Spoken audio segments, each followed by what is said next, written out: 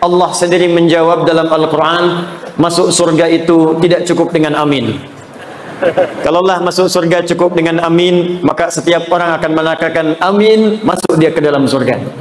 Karena itulah kemudian amin ini oleh para ulama-ulama tafsir diberikan pengertian sesuatu yang dikabulkan jika kemudian didahului dengan ikhtiar untuk mewujudkannya.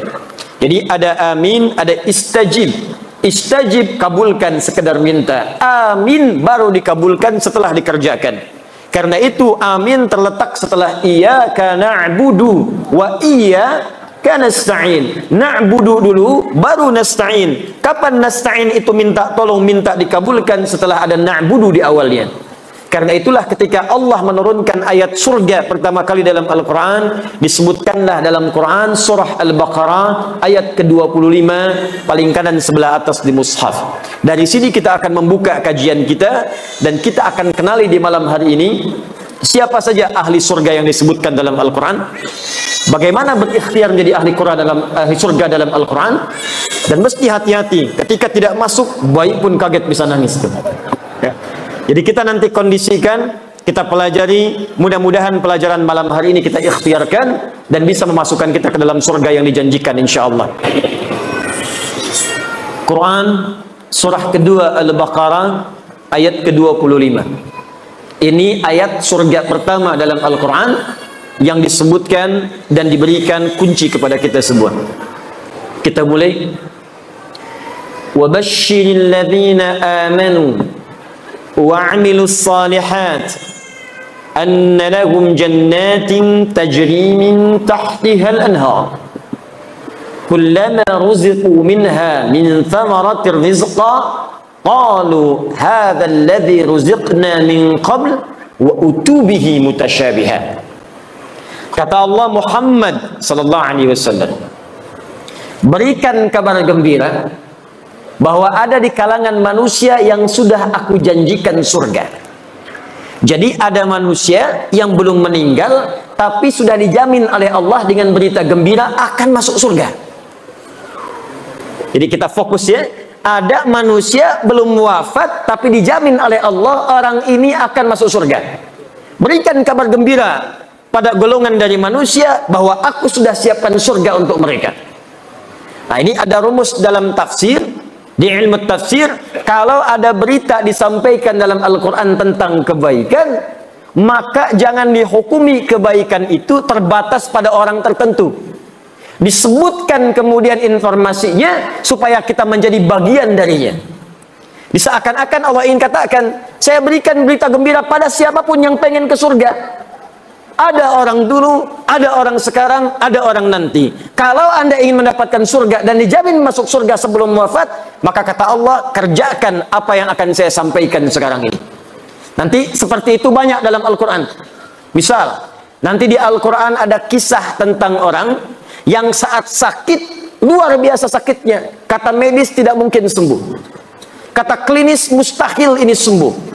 Tapi kemudian dia melakukan satu amalan yang amalannya diabadikan dalam Al-Quran. Begitu kemudian diamalkan ini, seketika diberikan kesembuhan oleh Allah.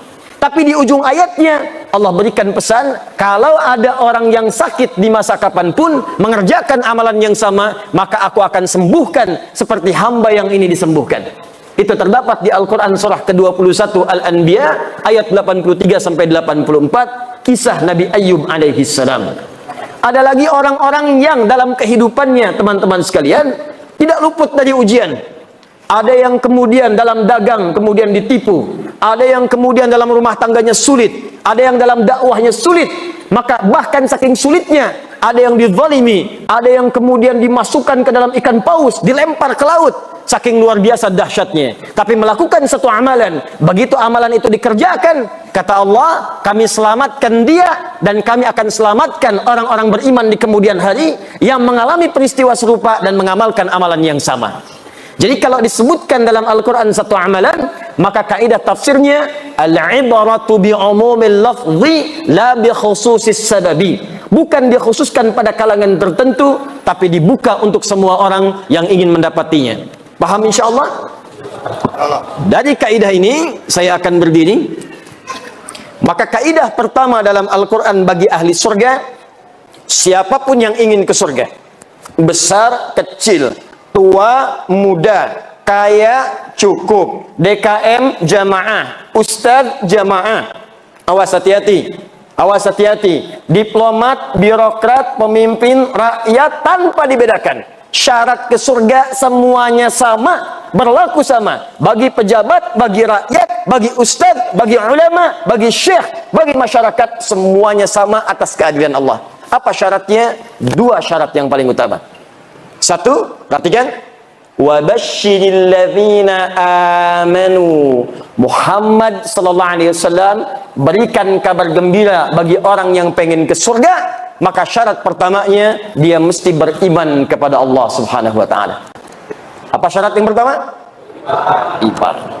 Lihat sini, saya coba berikan dulu ilmu tafsirnya dari kaidah bahasa, ilmu nahwu. Di bahasa nanti ada 4 ilmu yang paling utama. 1 nahwu, 2 sharaf, ketiga balaghah. Balaghah dibagi 3 lagi. Ada ilmu ma'ani, ilmu bayan, ilmu badi'. Yang keempat arud. Arud dibagi 16 ilmu lagi, dikenal dengan bahar namanya. Ada tawil, tawilun lahu dunal bukhuri fadailu, fa'ulun mafa'ilun fa'ulun mafa'ilu. Ada rajas, mustaqilun mustaqilun mustaqilun, mustaqilun mustaqilun mustaqilun. Dari ilmu ini nanti lahir apa yang disebut dengan nazam. Ada nazam alfiyah, kalamuna lafdun mufidun kastaqim, wasmun wa fi'lun thumma harfunil kalim, wahiduhu kalimatun wal qawlu am, wa kalimatun biha kalamun qad yu'am, bil jarni wat tanwini wan nidawal, wa mustadid lil ismi tamjidun hasal, bita fa'alti atat wa ya if'alli, wa nunik balanna fi'lun yanjalli. Ada dari sini dibuat syair, sautus safiril bulbuli hayya qalbi thamili, al ma'u wa zahru ma'a zahri lahdul muqali, fa anta ya sayyidali wa mawlali, fa kam tayyumuni ghuzailun uqayqali, katabtuhu madwatin fi hadhar rajuli, fa qala la la la la faqad qada muharwili, wal walad wali wali wa wali taftulat wal wili, fa bainul lu'lu ali, qalat lahu hina kadza in harwadidul muqali, kahatan kakailali tabtabuli. Ulangi. Nah, dari 4 ilmu ini ada yang disebut ilmu nahwu. Di bahasan ilmu nahwu itu ada pembahasan tentang ismun mausul, huruf sambung yang menunjuk kadang kepada objek. Di antaranya ada kalimat alladzina. Di ayat surga ini dibuka dengan alladzina wabashshiril ladzina amanu. Kalimat iman disandingkan dengan kalimat alladzina, disebutkan 1080 kali dalam Al-Quran. Alladzina.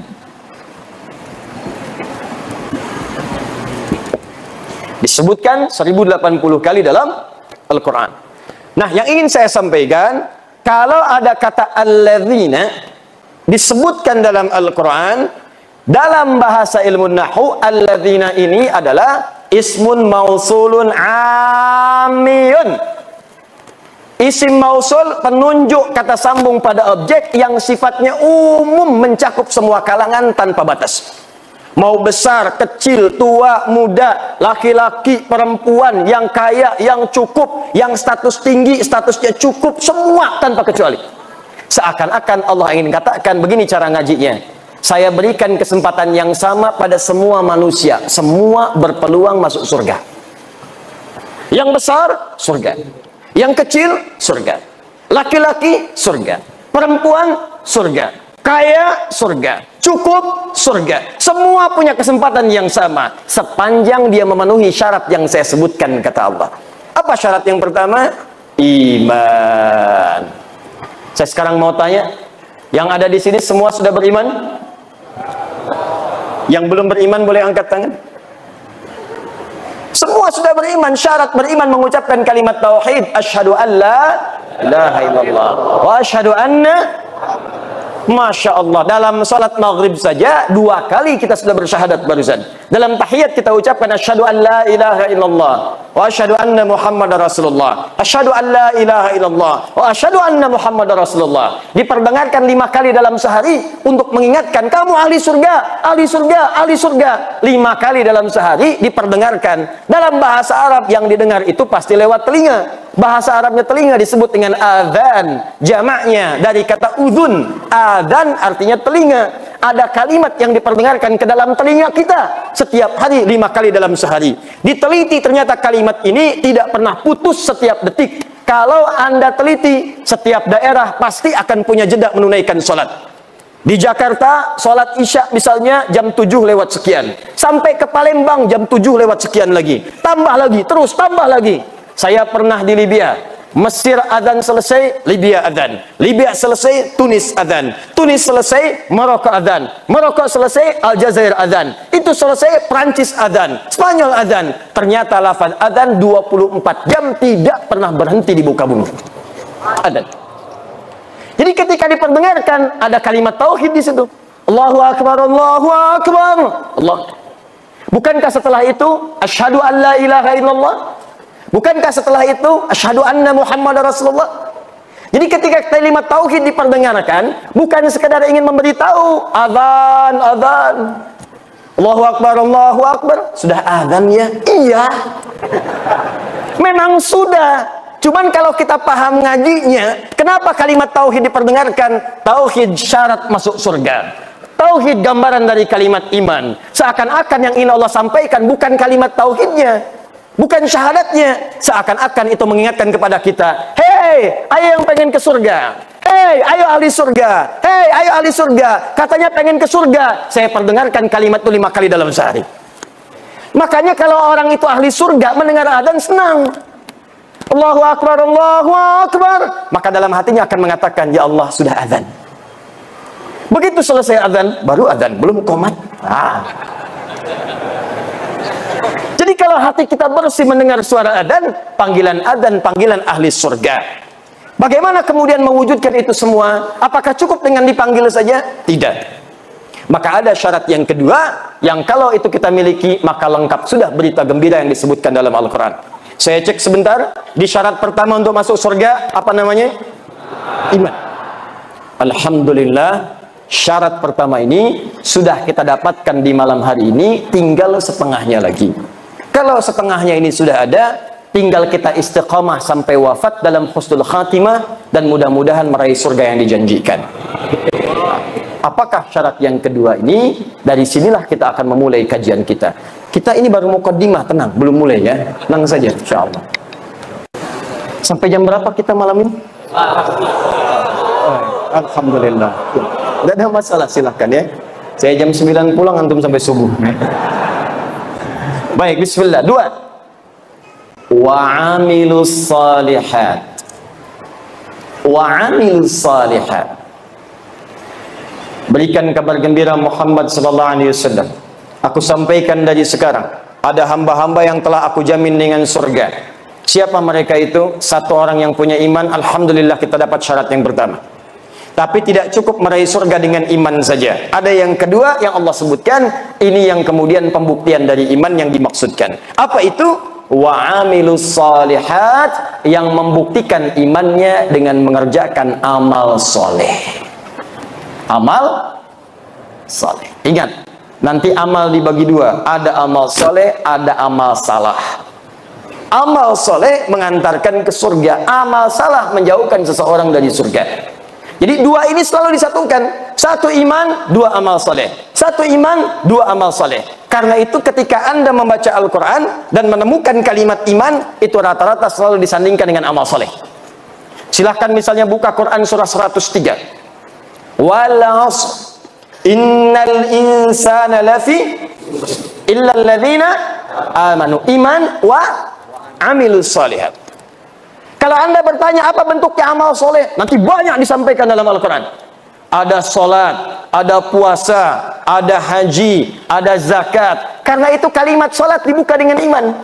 Kalimat pertama solat Al-Baqarah ayat ketiga. Alladzina yu'minuna bil ghaib wa yuqimunas. Ketika mengatakan wa yuqimunas shalah, dibuka dengan kalimat iman. Alladzina yu'minuna bil ghaib. Karena salat tanpa iman tidak akan mengantarkan ke surga. Ada orang belum beriman pengen ikut-ikutan salat, ada.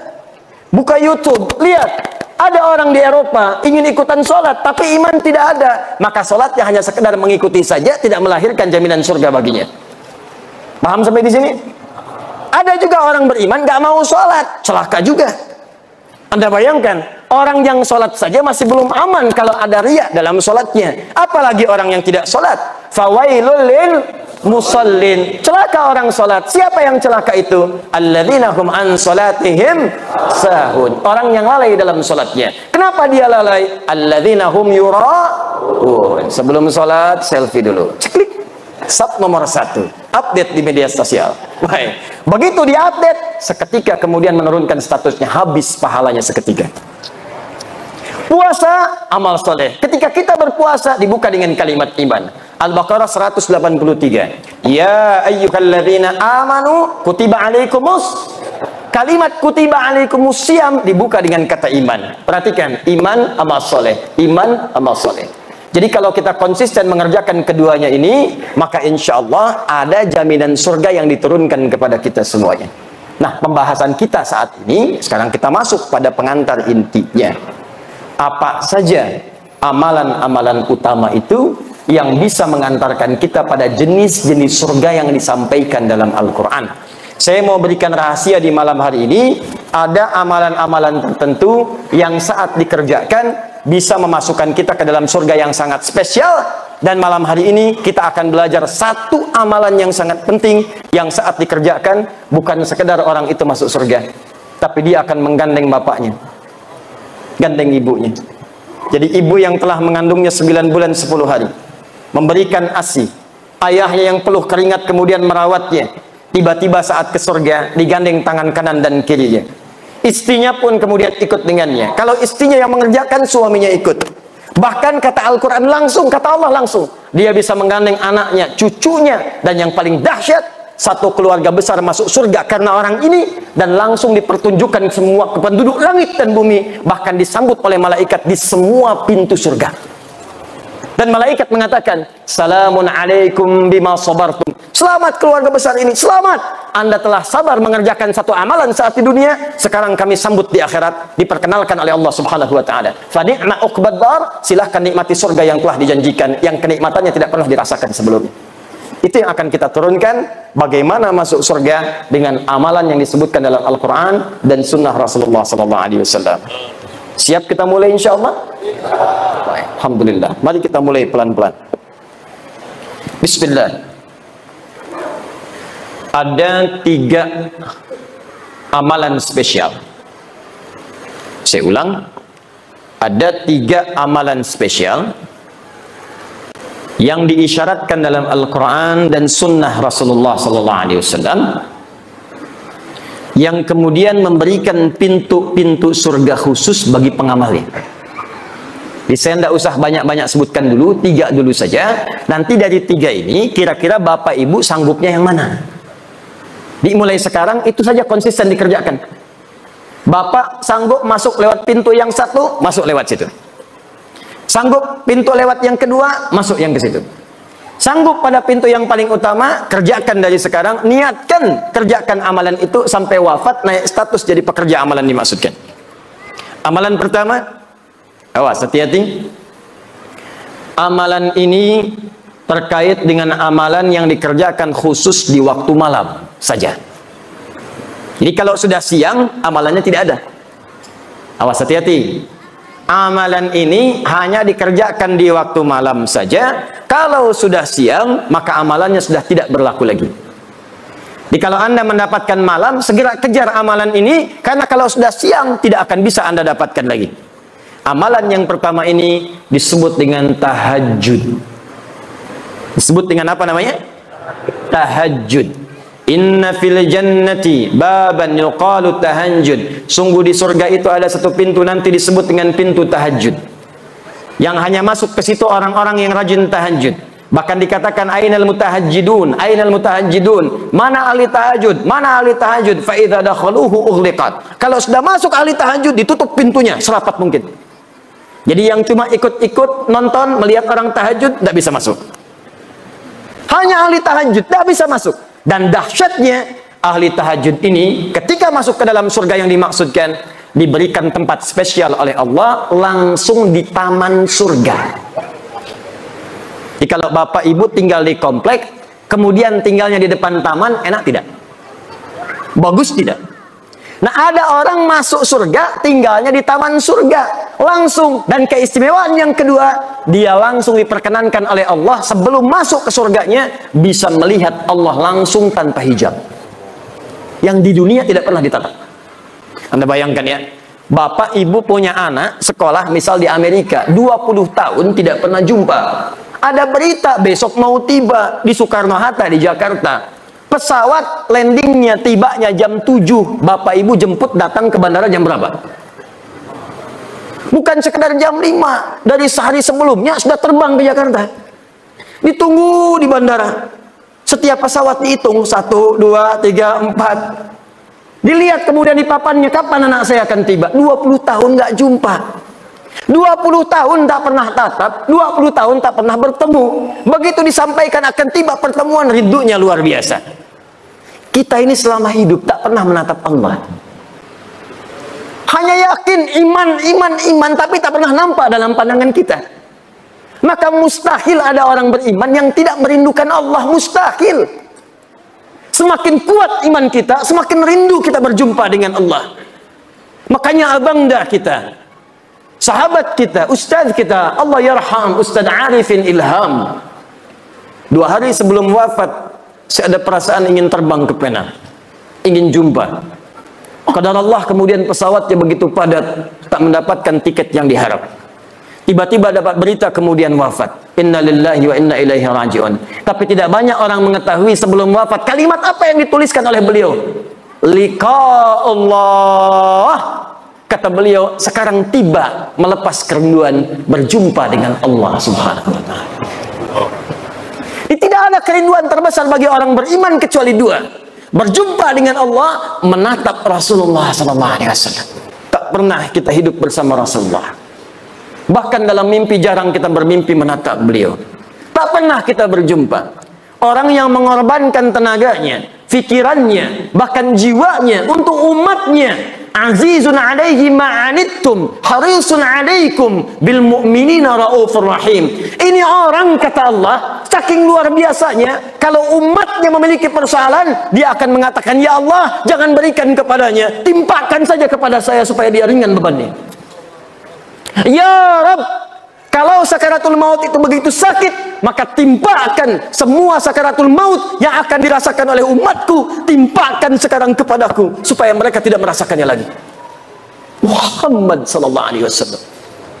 Azizun alaihi ma'anittum harisun alaikum, begitu peduli dengan kita sampai-sampai bermohon kepada Allah dalam setiap salat malamnya. Begitu sampai ke ayat surga, masukkan umatku ya Rabb, masukkan umatku ya Rabb. Kullu ummati dakhalal jannah, setiap umatku akan masuk surga, kata Nabi, illa man aba, kecuali yang tidak pengen. Muhammad sallallahu alaihi wasallam. Tak pernah hidup dengan beliau di dunia, jarang kita menatap di alam mimpi, maka siapa yang tidak rindu berjumpa dengan Rasulullah sallallahu alaihi wasallam di akhirat nanti? Itu kerinduan. Karena itu pengamal amalan yang pertama ini, begitu kemudian dihisab, langsung wajahnya berbinar-binar gembira, padahal belum masuk ke dalam surganya. Ada yang mengatakan sudah di surga, tapi bukan karena masuk surganya, karena berhasil menatap Allah tanpa hijab yang dia rindukan. Turunlah Quran surah ke-75, namanya surah Al-Qiyamah. Sebelum surga itu dimasuki, terjadi kiamat. Saat hisab berlangsung, muncullah keistimewaan itu. Ayat 22 sampai ayat 23. Perhatikan kalimat Al-Qurannya. Wujuhu yawma idhin nadhirah. Ada orang yang pada saat itu wajahnya berbinar-binar gembira. Anak yang wisuda belajar, ada yang di Unsri, ada yang ke ITB, ada yang ke UI, belajar bertahun-tahun, ingin jadi dokter spesialis, 4 tahun, 5 tahun, 6 tahun. Begitu di wisuda berbinar wajahnya gembira. Gembira, gembira, gembira. Ini di hari kiamat ada wajah yang gembira luar biasa, nadhirah, terpancar aura kebahagiaan di wajahnya. Apa yang menyebabkan dia gembira? Padahal dia belum masuk surga. Ila rabbiha nadhirah. Rabb, ila rabbiha nadhirah. Karena dia berhasil menatap wajah Rabbnya tanpa hijab sama sekali. Siapa orang ini? Bahkan hebatnya nanti, di ayat nanti akan disebutkan ahli ini. Orang-orang ini bukan sekadar bisa menatap Allah, tapi semua kebutuhan di surganya langsung diberikan oleh Allah tanpa perantara. Jadi nanti kalau di surga yang standar, yang penting ke surga. Di surga standar ada pelayan surga namanya wildanun mukhalladun. Kalau laki-laki dilayani oleh bidadari surga yang cantiknya, ya jangan bayangkan dulu istri masing-masing. Jauh.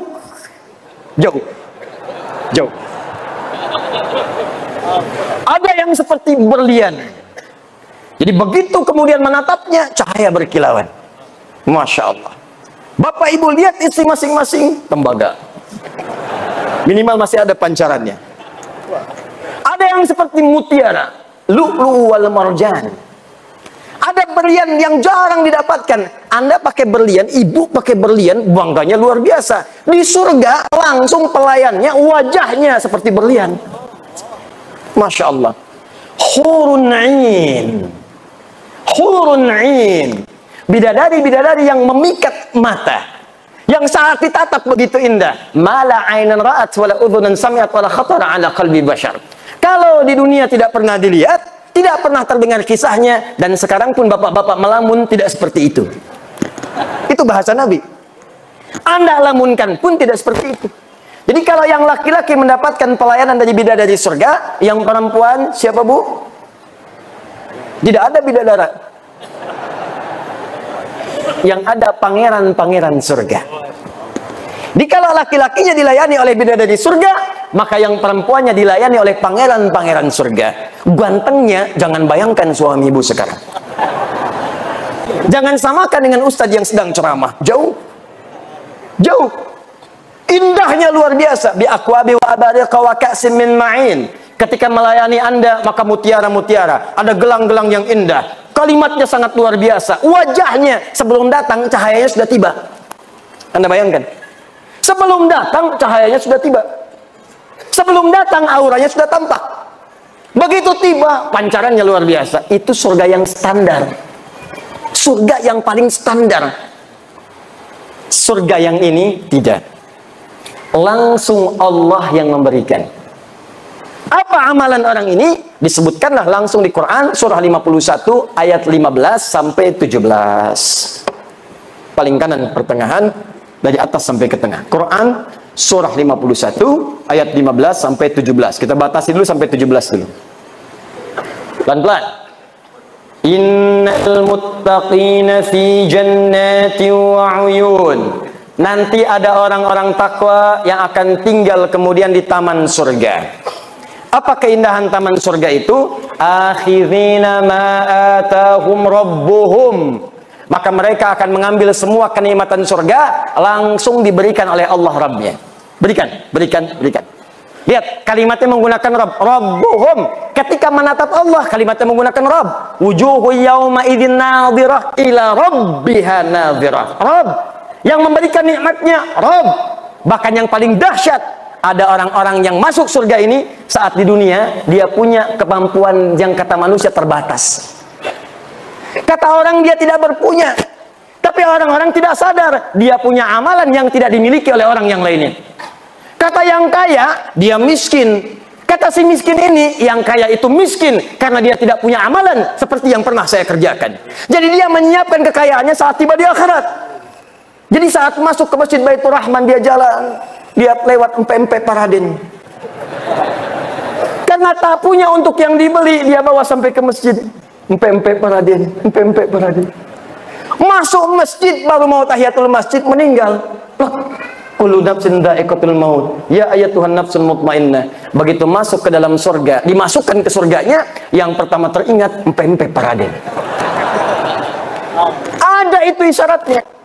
Kullama ruziqu minha min thamarati rizqan qalu hadzal ladzi ruziqna min qabl wa utubihi mutasyabiha Begitu masuk ke dalam surga, ya Allah, empe-empe Paraden, persis sama seperti yang dipikirkan.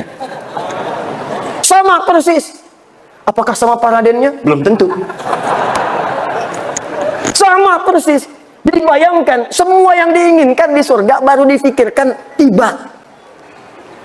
Ya Allah, sekutang, jus alpukat, empe-empe, yang paling dahsyat, dia punya amalan spesial. Nah, ini amalannya tidak susah, cuman juga tidak mudah. Karena waktunya cuma malam, bukan di siang. Apa amalannya? Kanu qalila minal laili ma yahja'un.